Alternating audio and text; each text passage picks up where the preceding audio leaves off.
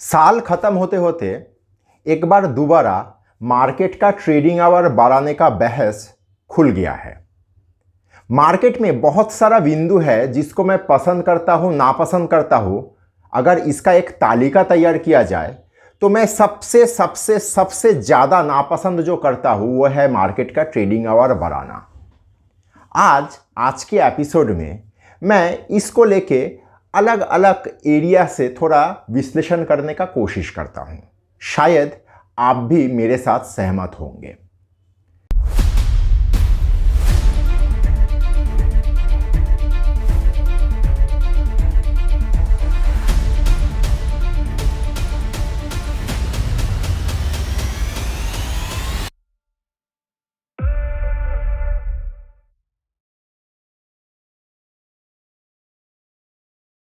देखिए, 2010 से पहले मार्केट 9:55 में शुरू होता था, 3:30 बजे तक चलता था।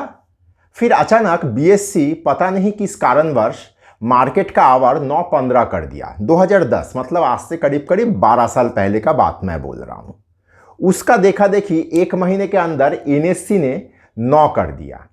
फिर के जो एक अनहेल्दी कंपटीशन दोनों एक्सचेंज में शुरू हो गया था, तो इसमें सेबी ने बीच बचाव करते हुए एक व्यवस्था डिज़ाइन कर दिया।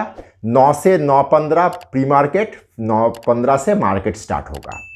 लेकिन बीच बीच में ये बहस हमेशा आया गया कि मार्केट में ट्रेडिंग वॉल्यूम बढ़ाना चाहिए। ट्रेडिंग वॉल्यूम बढ़ाने के लिए हम लोग जो रेडी टू ईट जो फॉर्मूला होता है ना, कि ट्रेडिंग आवर बढ़ा दो तो ट्रेडिंग वॉल्यूम बढ़ जाएगा, ये चीज़ को लेके मुझे बहुत कुछ कहना है। देखिए, मार्केट में एक होता है फ्रंट ऑफिस, एक होता है बैक ऑफिस। हम लोग बैक ऑफिस से भी पीछे आते हैं सपोर्ट सिस्टम। देखिए, मार्केट तो 9:15 से 3:30 बजे तक चलता है, मार्केट बंद हो जाता है, ट्रेडर लोग, इन्वेस्टर लोग काम करके घर चले जाते हैं। असली काम बैक ऑफिस का यहाँ से शुरू होता है। कॉन्ट्रैक्ट नोट, डिलीवरी, पे इन पे आउट, ये सारा चीज़ को रेडी करना, ये एक बहुत हेक्टिक काम होता है। चाहे आप यहाँ पे कितना भी मतलब टेक्नोलॉजी को इन्वॉल्व करो, ह्यूमन इंटरवेंशन या इंसानी हाथ के अंदर से सारा चीज़ गुजरता है और गुजरना चाहिए भी। बीच बीच में ये जो बात आता है वॉल्यूम बढ़ाने के लिए ट्रेडिंग आवर बढ़ा दो, ये कुछ इस तरह का होता है। मैं एक ऐसा छात्र जिसका मतलब जो पढ़ाई लिखाई में अच्छा नहीं है, उसको मैं ये सॉल्यूशन दे रहा हूँ कि तुम दिन में 18 घंटा पढ़ाई करो, तुम्हारा रिजल्ट अच्छा हो जाएगा। इससे नहीं होता है। हम लोग जो दिन में 3-4 घंटा पढ़ाई करके जितना कुछ सीखे, इसी के अंदर से सीखे हैं। तो दिन में 16-18 घंटा पढ़ाई करके कोई बहुत बड़ा आइंस्टाइन बनता नहीं है, हम लोग भी नहीं बनेंगे। हम लोगों का कहीं ना कहीं ये कंपटीशन भारतीय मार्केट का ये रहता है कि दुबई का वॉल्यूम, सिंगापुर का वॉल्यूम। अरे भाई, वॉल्यूम बढ़ाने के लिए जो मेथोडोलॉजी फॉलो किया जा रहा है या करने का कोशिश किया जा रहा है, ये एकदम बकवास चीज़ है। क्यों? देखिए, आज के तारीख में भारतीय शेयर बाजार में अगर 70 से 75% वॉल्यूम जो आता है वो है इंडेक्स ऑप्शन से आता है। अचानक पिछले 2-2.5 साल 3 साल में इंडेक्स ऑप्शन या ऑप्शन सेगमेंट में काम इतना बढ़ क्यों गया? जिस दिन सेबी ने ये घोषणा कर दिया कि एसटीटी ऑप्शन का प्रीमियम के ऊपर लिया जाएगा, नोशन वैल्यू के ऊपर लिया नहीं जाएगा, उस दिन से हम लोगों का देश में ऑप्शन में लोगों का रुचि बढ़ा और ये नियमित रूप से बढ़ता जा रहा है। इससे लाभ या नुकसान किसका क्या हो रहा है वो यहाँ पे डिस्कशन का बिंदु नहीं है। यहाँ पे मेन बिंदु हम लोगों को दिमाग में रखना होगा कि अगर आप लोगों को मार्केट के वॉल्यूम बढ़ाना है तो ट्रेडिंग आवर बढ़ा के मत करिए। आज अगर कोई भी व्यक्ति, आप लोगों से मैं पूछना चाह रहा हूँ, ब्रोकर के पास सौदा करने के बाद जो कॉन्ट्रैक्ट नोट आता है, वो कॉन्ट्रैक्ट नोट को ध्यान से देखिएगा। उस कॉन्ट्रैक्ट नोट में कितना प्रकार का चीज़ हम लोगों को पे करना होता है, दलाली छोड़ के। दलाली छोड़ के हम लोग जो पे करते हैं, हम लोगों को एसटीटी पे करना होता है, एक्सचेंज ट्रांजैक्शन चार्ज पे करना होता है, सेबी 4 साल हुआ सेबी चार्ज भी जुड़ गया है। सेबी भी हम लोगों का काम से एक हिस्सा लेके जाता है, वो ट्रेडर ग्रीवेंस ये सब के नाम पे। बात यह आता है कि जिसका वॉल्यूम को लेके आप इतना ईर्ष्यान्वित हो रखे हो, सिंगापुर दुबई, वहाँ पे एसटीटी नहीं है। अगर है भी तो इतना नेग्लिजिबल है कि वो होना ना होना समान है। अगर आप लोगों को वॉल्यूम बढ़ाना है तो आप लोग जितना सारा चार्ज ये सब अलग अलग नाम पे हम लोगों से ऐटा जा रहा है, ये सब चीज़ में कमी करिए या ये सब चीज़ को ख़त्म करने का कोशिश करिए। वॉल्यूम अपने आप बढ़ेगा। ट्रेडिंग आवर बढ़ा के वॉल्यूम बढ़ाने का ये जो चीज़ है ये कहीं ना कहीं सही नहीं है।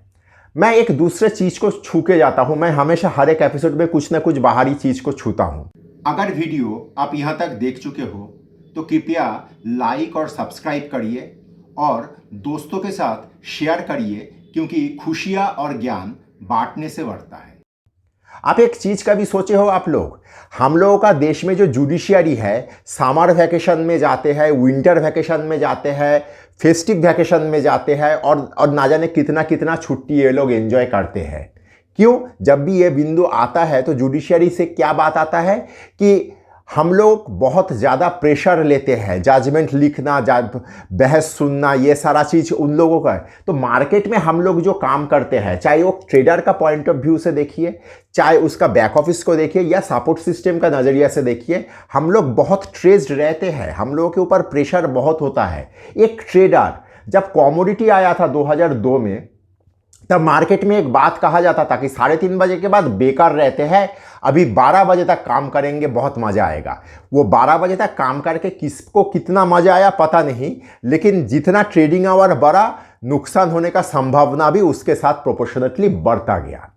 और एक चीज़ मैं यहाँ पे कहना चाहूँगा, ये मेरा बहुत ही मतलब जब से मार्केट में आया हूँ तब से मेरा हृदय में ये वेदना बहुत बहुत बार बार हिट करता है।